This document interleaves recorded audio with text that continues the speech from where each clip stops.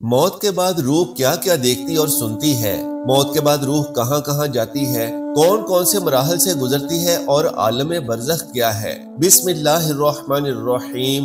दुनिया और आखिरत के दरमियान एक और आलम है जिसको बरज़ख कहते हैं। मरने के बाद और क़यामत से पहले तमाम इंसो जिन को हस्बे मरातब इसमें रहना होता है और ये आलम इस दुनिया से बहुत बड़ा है। दुनिया के साथ बरज़ख को वही निस्बत है जो माँ के पेट के साथ दुनिया को। बरज़ख में किसी को आराम है और किसी को तकलीफ। हर शख्स की जितनी जिंदगी मुकर्रर है उसमें न ज्यादती हो सकती है और न कमी। जब जिंदगी का वक्त पूरा हो जाता है उस वक्त हजरत इजराइल अलैहिस्सलाम कब्जे रूह के लिए आते हैं और उस शख्स के दाएं बाएं जहां तक निगाह काम करती है फरिश्ते दिखाई देते हैं। मुसलमान के आसपास रहमत के फरिश्ते होते हैं और काफिर के दाएं बाएं अजाब के। उस वक्त हर शख्स पर इस्लाम की हक्कानियत आफताब से ज्यादा रोशन हो जाती है, मगर उस वक्त का ईमान मोतबर नहीं, इसलिए कि हुक्म ईमान बिल गैब का है और गैब अब ना रहा बल्कि ये चीजें मुशाहिदा हो गईं। मरने के बाद भी रूह का ताल्लुक बदने इंसानी के साथ बाकी रहता है। अगरचे रूह बदन से जुदा हो गई मगर बदन पर जो गुजरेगी रूह जरूर उससे आगाह और मुतासर होगी।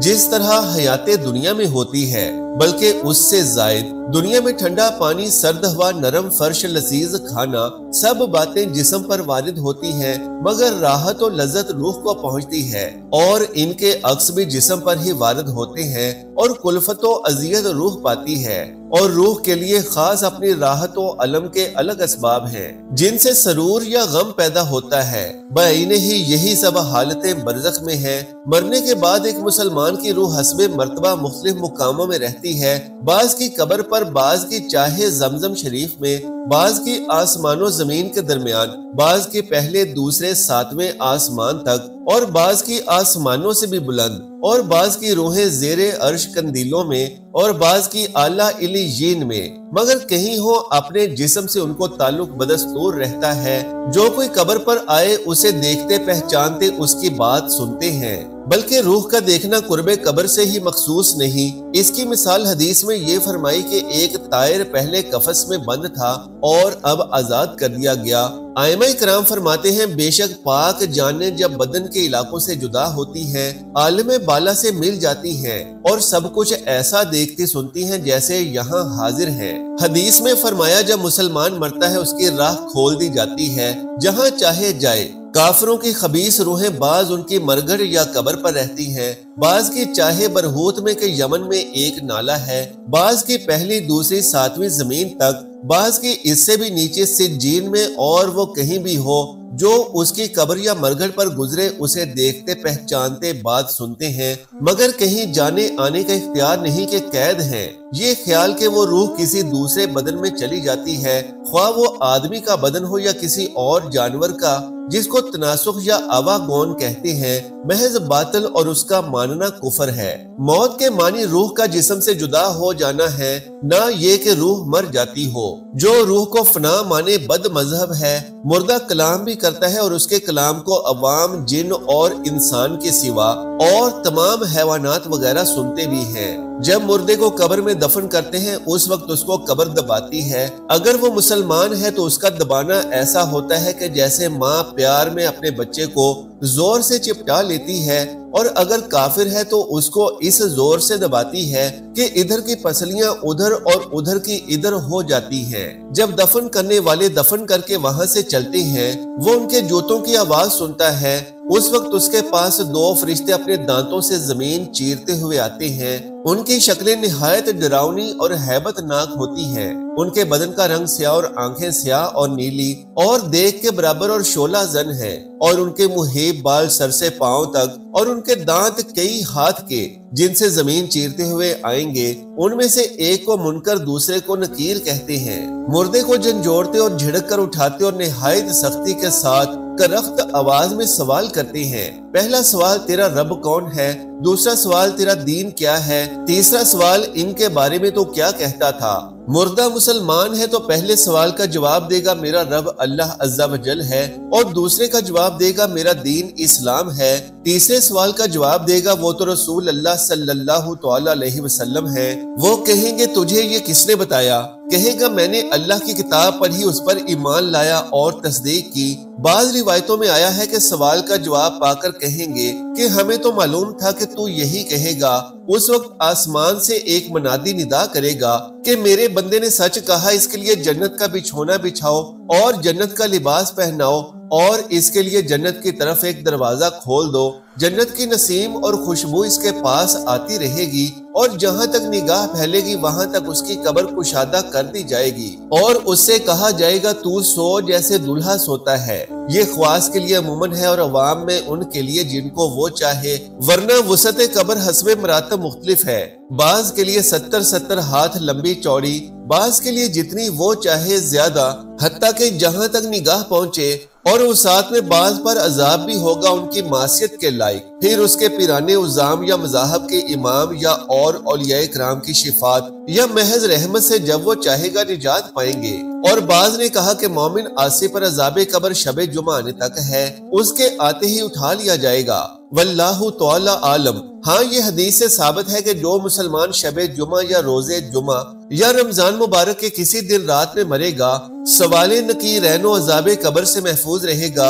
اور جو یہ ارشاد ہوا کہ اس کے لیے جنت کی کھڑکی کھول دیں گے، یہ یوں ہوگا کہ پہلے اس کے بائیں ہاتھ کی طرف جہنم کی کھڑکی کھولیں گے جس کی لپٹ اور جلن اور گرم ہوا اور سخت بدبو آئے گی اور مان بند کر دیں گے۔ اس کے بعد داہنی طرف سے جنت کی کھڑکی کھولیں گے اور اس سے کہا جائے گا کہ اگر تو ان سوالوں کے صحیح جواب نہ دیتا تو تیرے واسطے وہ تھی اور اب یہ ہے، تاکہ وہ اپنے رب کی نعمت کی قدر جانے کے کیسی بلائے عظیم سے بچا کر کیسی نعمت عظمیٰ عطا فرمائی۔ اور منافق کے لیے اس کا عکس ہوگا، پہلے جنت کی کھڑکی کھولیں گے کہ اس کی خوشبو، ٹھنڈک، راحت، نعمت کی جھلک دیکھے گا، اور مان بند کر دیں گے کہ دوزخ کی کھڑکی کھول دیں گے تاکہ اس پر اس بلائے عظیم کے ساتھ حسرت عظیم بھی ہو کہ حضور اقدس صلی اللہ تعالی علیہ وسلم کو نہ مان کر یا ان کی شان رفیع میں ادنا گستاخی کر کے کیسی نعمت کھوئی اور کیسی آفت پائی۔ اور اگر مردہ منافق ہے تو سب سوالوں کے جواب میں یہ کہے گا، افسوس مجھے تو کچھ معلوم نہیں، میں لوگوں کو کہتے سنتا تھا، خود بھی کہتا تھا۔ اس وقت ایک پکارنے والا آسمان سے پکارے گا کہ یہ جھوٹا ہے، اس کے لیے آگ کا بچھونا بچھاؤ اور آگ کا لباس پہناؤ اور جہنم کی طرف ایک دروازہ کھول دو۔ اس کی گرمی اور لپٹ اس کو پہنچے گی اور اس پر عذاب دینے کے لیے 2 فرشتے مقرر ہوں گے جو اندھے اور بہرے ہوں گے۔ ان کے ساتھ لوہے کا گرز ہوگا کہ پہاڑ پر اگر مارا جائے تو خاک ہو جائے، اس ہتھوڑے سے اس کو مارتے رہیں گے۔ نیز سانپ اور بچھو اسے عذاب پہنچاتے رہیں گے۔ نیز امال اپنے مناسب شکل پر متشکل ہو کر کتا یا بھیڑیا یا اور شکل کے بن کر اس کو ایذا پہنچائیں گے، اور نیکوں کے اعمال حسنہ مقبول و محبوب صورت پر متشکل ہو کر انس دیں گے۔ عذاب قبر حق ہے اور یوں ہی تنعیم قبر حق ہے، اور دونوں جسم و روح دونوں پر ہیں، جیسا کہ اوپر گزرا۔ جسم اگرچہ گل جائے، جل جائے، خاک ہو جائے، مگر اس کے اجزائے اصلیہ قیامت تک باقی رہیں گے، وہ مورد عذاب و ثواب ہوں گے، اور انہی پر روز قیامت دوبارہ ترکیب جسم فرمائی جائے گی۔ وہ کچھ ایسے باریک اجزاء ہیں ریڑھ کی ہڈی میں جس کو عجب الذنب کہتے ہیں کہ نہ کسی خوردبین سے نظر آ سکتے ہیں، نہ آگ انہیں جلا سکتی ہے، نہ زمین انہیں گلا سکتی ہے، وہی تخم جسم ہے۔ ولہذا روز قیامت روحوں کا اعادہ اسی جسم میں ہوگا، نہ جسم دیگر میں۔ بلائی زائد اجزاء کا گھٹنا بڑھنا جسم کو نہیں بدلتا۔ جیسے بچہ کتنا چھوٹا پیدا ہوتا ہے پھر کتنا بڑا ہو جاتا ہے، قوی ہیکل جوان بیماری میں گھل کر کتنا حقیر رہ جاتا ہے، پھر نیا گوشت پوست آ کر مثل سابق ہو جاتا ہے، ان تبدیلیوں سے کوئی نہیں کہہ سکتا کہ شخص بدل گیا۔ یوں ہی روز قیامت کا عود ہے، وہی گوشت اور ہڈیاں کے خاک یا راکھ ہو گئے ہوں، ان کے ذرے کہیں بھی منتشر ہو گئے ہوں، رب عز و جل انہیں جمع فرما کر اس پہلی ہیت پر لا کر انہیں پہلے اجزائے اصلیہ پر کے محفوظ ہیں ترکیب دے گا اور ہر روح کو اسی جسم سابق میں بھیجے گا۔ اس کا نام حشر ہے۔ عذاب و تنعیم قبر سے انکار وہی کرے گا جو گمراہ ہے۔ مردہ اگر قبر میں دفن نہ کیا جائے تو جہاں پڑا رہ گیا یا پھینک دیا گیا، غرض کہیں ہو اس سے وہی سوالات ہوں گے اور وہی ثواب یا عذاب اسے پہنچے گا، یہاں تک کہ جسے شیر کھا گیا تو شیر کے پیٹ میں سوال و ثواب و عذاب جو کچھ ہو پہنچے گا۔ انبیاء अलैहिस्सलाम और औलिया इकराम, उलमाए दीन व शुहदा और हुफ़ाज़ कुरान के कुरान मजीद पर अमल करते हो, और वो जो मनसबे मोहब्बत पर फाइज है, और वो जिसने कभी अल्लाह अज़्ज़ा व जल की मासियत ना की, और वो के अपने औकात दुरूद शरीफ में मुस्तगरक रखते हैं, उनके बदन को मट्टी नहीं खा सकती। जो शख्स अंबिया इकराम अलैहिस्सलाम की शान में ये खबीस कलिमा कहे कि मर के मट्टी में मिल गए गुमराह और बददीन खबीस मुर्तकिब तौहीन है, बहवाला बहारे शरीयत हिस्सा अव्वल। ये अहवाल आलिम बरज़ख के हैं, लेकिन मौत के वक़्त क्या वाक़या रूनमा होता है, जिस्म से जुदा होने के बाद रूह कहाँ जाती है।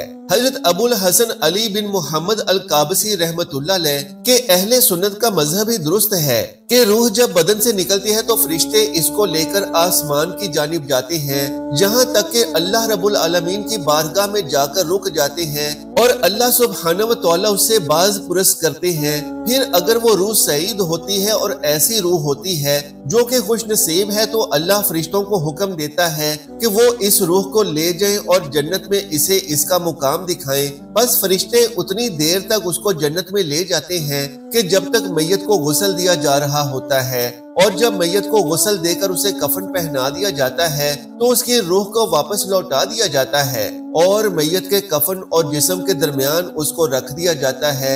और जिस वक्त जनाजा उठाया जाता है तो वो मरने वाला लोगों की बातों को सुनता है कि कौन उसके बारे में बुरी बातें कर रहा है और कौन उसके बारे में अच्छी बातें कर रहा है। फिर जब कब्रिस्तान पहुंच जाते हैं और नमाज जनाजा हो चुकी होती है तो उस वक्त दफन के बाद रूह को जिस्म में लौटाया जाता है और उस शख्स को बिठाया जाता है, इस हाल में कि उसकी रूह जिस्म के अंदर ही होती है। और फिर दो फरिश्ते उसका इम्तिहान लेने आते हैं। और आमिर इब्ने दिनार से मरवी है, वो फरमाते हैं कि हर मैयत की रूह फरिश्ते के हाथ में होती है, और रूह जब मैयत को गुस्ल दिया जाता है और कफन पहनाया जाता है, उसके जनाजे को लेकर चलते हैं और फिर दफन के बाद कब्र में बिठाया जाता है, तो इन तमाम कामों को रूह देख रही होती है। जबकि इसी हदीस के आखिर में अबू नईम और दाऊद अपनी रिवायत में इजाफा करते हैं कि जब मैयत चारपाई पर होती है तो उसको कहा जाता है कि सुन ले के लोग तेरे बारे में क्या कह रहे हैं। इमाम अबू हामिद यानी इमाम गज़ाली रहमतुल्लाह अलैह अपनी किताब अल अलूमुल आखिरा में फरमाते हैं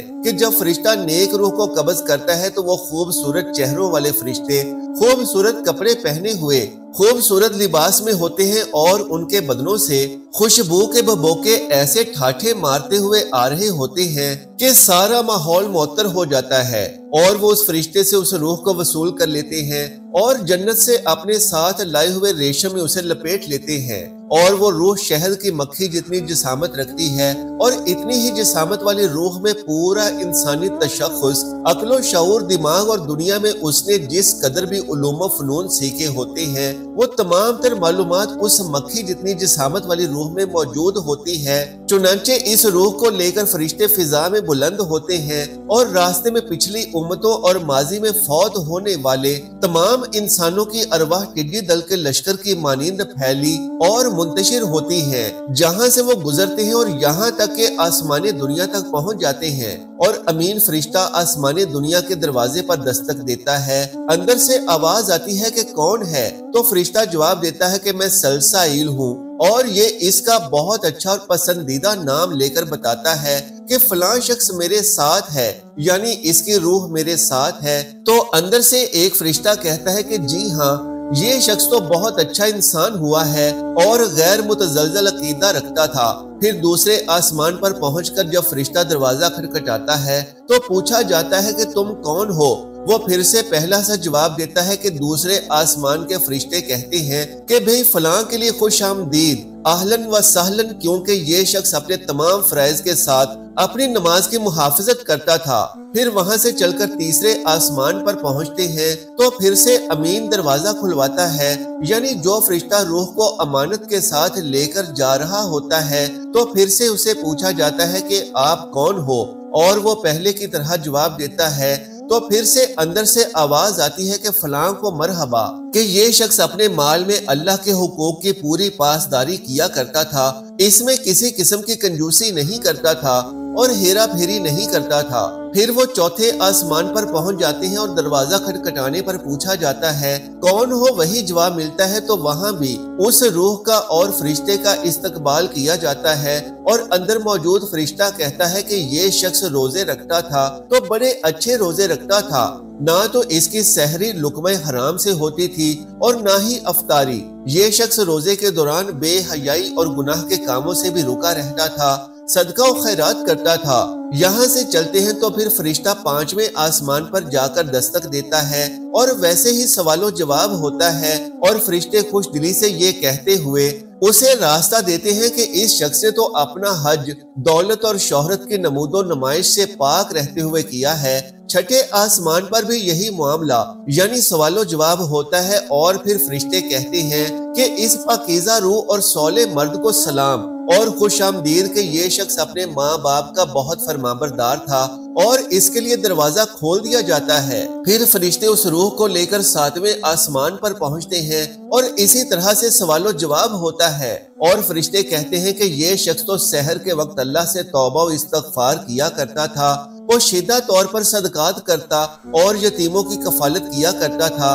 پھر دروازہ کھول دیا جائے گا اور وہ فرشتے روح کو لے کر عظمت و جلال کے شامیانوں اور پردوں تک پہنچ کر رک جاتے ہیں، اور اجازت طلب کرنے پر دریافت کیا جاتا ہے کہ تم کون ہو، تو وہ امین فرشتہ جو کہ روح کو امانت کے طور پر لاتا ہے، تو جب وہ اپنا تعارف کرواتا ہے تو دوسرے فرشتے اس سے کہتے ہیں کہ اہلاً و سہلاً، خوش آمدید نیک بندے اور پاک صاف روح کے لیے کہ یہ شخص کثرت سے استغفار کرتا تھا، اچھی باتوں کی ترغیب دیا کرتا تھا، امر بالمعروف کرتا تھا اور نہیں انل منکر یعنی برے کاموں سے روکتا تھا۔ یہ ان سارے کاموں کا فریضہ انجام دیتا اور غریبوں اور مسکینوں کی عزت کیا کرتا تھا۔ اس کے بعد یہ فرشتے اس روح کو لے کر ملائکہ کی جماعت کے پاس سے گزرتے ہیں تو تمام ملائکہ اس کو خیریت کی بشارت دیتے ہیں، اس کے ساتھ مصافحہ کرتے ہیں، حتیٰ کہ وہ روح سدرۃ المنتہا تک پہنچ جاتی ہے۔ روح کو لے کر جانے والا فرشتہ دستک دیتا ہے تو اندر سے پوچھا جاتا ہے کہ تم کون ہو؟ جانے والا فرشتہ جواب دیتا ہے کہ بھئی میں تو فلاں ہوں اور فلاں شخص کی روح میرے ساتھ ہے، تو وہاں بھی خوش آمدید کہا جاتا ہے، اور کہا جاتا ہے کہ دنیا میں اس کا عمل نیک تھا اور خالص اللہ کی رضا اور خوشنودی کے لیے تھا، اور پھر دروازہ کھول دیا جاتا ہے اور فرشتے اس روح کو لے کر پہلے آگ کا سمندر عبور کرتے ہیں، پھر نور کا سمندر عبور کرتے ہیں، پھر اس کو پار کرنے کے بعد بحر ظلمت آتا ہے، اور پھر پانی کا سمندر۔ ان تمام سمندروں کو ایک ایک کر کے عبور کرتے چلے جاتے ہیں، اور ہر ایک سمندر سے دوسرے سمندر کا درمیانی فاصلہ 1000 سال کی مسافت کے برابر ہے۔ پھر عرش الہی پر ڈالے گئے حجابات میں سوراخ کیے جاتے ہیں، اور یہ 80,000 بڑے بڑے خیمے ہیں، اور ہر بڑے خیمے کے اندر 80,000 جھروکے اور روزن رکھے گئے ہیں، اور ہر ایک جھروکے اور روزن پر 80,000 چاند ہیں، اور ہر چاند اللہ کی تسبیح و تحلیل اور تقدیس بیان کرتا ہے، اور یہ چاند اتنے بڑے ہیں کہ اگر ان میں سے کوئی ایک چاند آسمان دنیا پر ظاہر ہو جائے تو اسے اپنے نور سے جلا کر رکھ دے اور لوگ اس کی پوجا کرنی شروع کر دیں کہ استغفر اللہ العظیم کے پتہ نہیں ہمارے پاس کیا شے آ گئی ہے، اور اس وقت ان عظمت و جلال کے پردوں کے ماورا دربار قدسیہ سے ندا آتی ہے کہ یہ کون روح ہے کہ جس کو تم لے کر حاضر ہوئے ہو؟ عرض کیا جاتا ہے کہ فلاں ہے اور فلاں کا بیٹا ہے، تو یہ سن کر رب جلیل بزرگ و برتر ارشاد فرماتا ہے کہ اس کو قریب کر دو، اور پھر ارشاد خدا بندی ہے کہ اے میرے بندے تو کیا ہی اچھا بندہ تھا۔ اور پھر جب فرشتے اس روح کو اللہ کے حضور اللہ کے سامنے کھڑا کرتے ہیں تو اللہ اس کو بعض ملامت اور عتاب کے ساتھ شرمندہ کرے گا، حتیٰ کہ بندہ خیال کرنے لگے گا کہ وہ یقیناً ہلاک ہو گیا، لیکن پھر وہ رب رحیم و کریم اپنے بندے پر عفو و کرم کا معاملہ فرمائے گا اور اپنے فضل و کرم سے اسے بخش دے گا۔ اللہ سبحانہ و تعالیٰ سے دعا ہے کہ ہمیں ایمان پر موت نصیب فرمائے، ہمارا خاتمہ ایمان پر ہو، نبی کریم صلی اللہ علیہ وآلہ وسلم کی شفاعت ہمیں حاصل ہو جائے اور جنت الفردوس ہمارا ٹھکانہ ہو جائے، آمین یا رب العالمین۔ محترم ناظرین، محبت کے ساتھ اللہ کا ایک خوبصورت نام نیچے کمنٹ باکس میں تحریر فرما دیجئے۔ جزاک اللہ خیرن کثیرا۔ اللہ ہم سب کا حامی و ناصر ہو۔